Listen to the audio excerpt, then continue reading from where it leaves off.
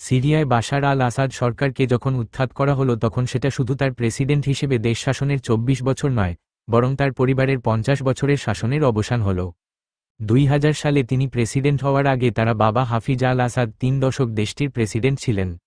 এখন হায়াত তাহরির আল শাম (HTS) এর নেতৃত্বে বিদ্রোহীরা সেখানে অন্তর্বর্তী সরকার গঠন করছে, আর একই সাথে অনিশ্চিত হয়ে পড়েছে ক্ষমতাচ্যুত প্রেসিডেন্ট, তার স্ত্রী ও সন্তানদের ভবিষ্যৎ।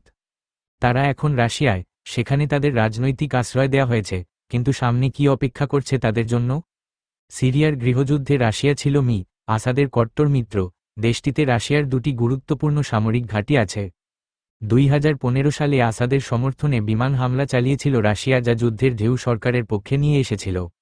যুক্তরাজ্য ভিত্তিক একটি পর্যবেক্ষণ সংস্থার মতে তখনকার ৯ বছরে রাশিয়ার সামরিক অভিযানে ২১,০০০-এর বেশি মানুষ প্রাণ হারিয়েছিল, এর মধ্যে অন্তত ৮,৭০০ জন ছিলেন বেসামরিক নাগরিক।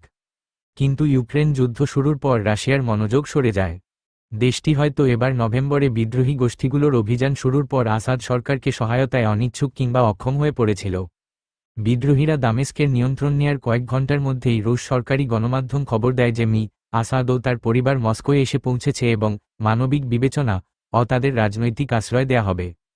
ক্রেমলিনের মুখপাত্র দিমিত্রি পেসকভ সোমবার সাংবাদিকদের প্রশ্নের জবাবে বলেছেন, অবশ্যই এ ধরনের সিদ্ধান্ত রাষ্ট্রপ্রধানকে ছাড়া হয় না, এটা তারই সিদ্ধান্ত।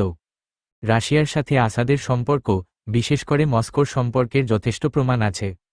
দ্য ফিনান্সিয়াল টাইমস ২০১৯ সালের অনুসন্ধানে মস্কোতে আসাদ পরিবারের ১৮টি বিলাসবহুল অ্যাপার্টমেন্টের খোঁজ পেয়েছিল। গৃহযুদ্ধের সময় কোটি কোটি ডলার সিরিয়ার বাইরে রাখার চেষ্টার অংশ হিসেবে এগুলো কেনা হয়েছিল। আসাদের বড় ছেলে হাফিজ পিএইচডি করছেন সেখানে। স্থানীয় গণমাধ্যম খবর দিয়েছে যে গত সপ্তাহেই তার সেখানে ডক্টরাল ডিসার্টেশন ছিল। ওদিকে রুশ টেলিভিশনের খবরে বলা হয়েছে মস্কোর কর্মকর্তারা সিরিয়ার সশস্ত্র বিরোধীদের সাথে যোগাযোগ করছে যাতে করে রাশিয়ার ঘাঁটি ও কূটনৈতিক মিশনের কোন ক্ষতি না হয়। আসাদের স্ত্রী আসমা ব্রিটেন ও সিরিয়ার দ্বৈত নাগরিক। তার বাবা মা সিরিয়ান হলেও তিনি জন্মেছেন ও বড় হয়েছেন পশ্চিম লন্ডনে। ইনভেস্টমেন্ট ব্যাংকার হওয়ার আগে তিনি লন্ডনেই স্কুল ও ইউনিভার্সিটিতে পড়ালেখা করেছেন। তিনি ২০০০ সালে পাকাপাকিভাবে সিরিয়ায় চলে আসেন এবং আসাদকে বিয়ে করেন।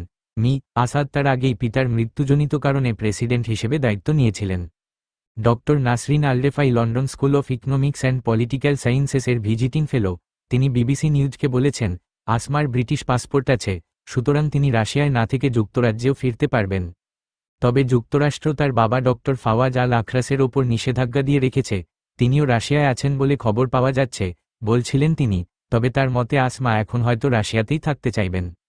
মেইল অনলাইনের এক খবরে প্রতিবেশীকে উদ্ধৃত করে বলা হয়েছে, আসমার বাবা একজন কার্ডিওলজিস্ট আর মা সাহার একজন অবসরপ্রাপ্ত কূটনীতিক। তারা মস্কোতেই অবস্থান করতে চেয়েছেন যাতে করে এ সময় তাদের মেয়ে ও মেয়ে জামাইয়ের পাশে থাকতে পারেন। আসাদ দম্পতির ৩ সন্তান, হাফিজ, জেইন আর কারিম। যুক্তরাষ্ট্রের পররাষ্ট্র দফতর ২০২২ সালে কংগ্রেসে দেয়া এক রিপোর্টে বলেছিল যে আসাদ পরিবারের $1 থেকে $2 বিলিয়ন সম্পদ আছে।